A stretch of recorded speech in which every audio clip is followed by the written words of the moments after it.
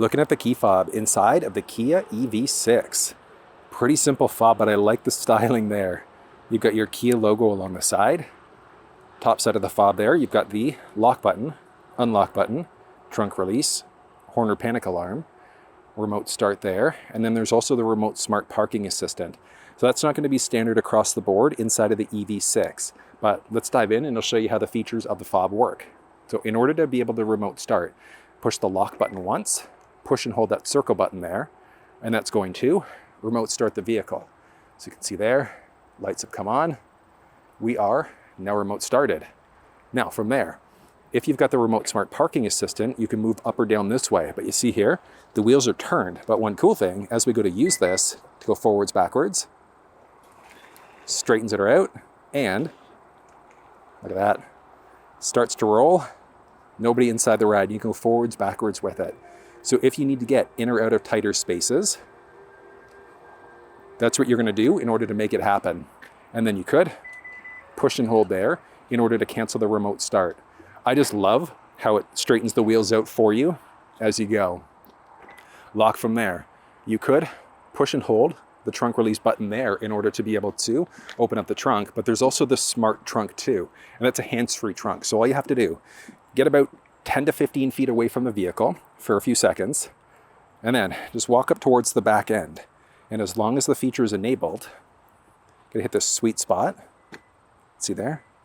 You can hit the lock button at this point in order to be able to cancel that feature, but up she goes.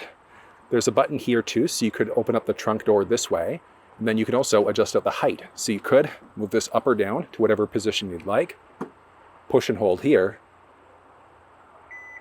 in order to be able to lock it into place there. So now it's going to open up all the way, but you can set your own unique height from there, and then just button push in order to be able to close.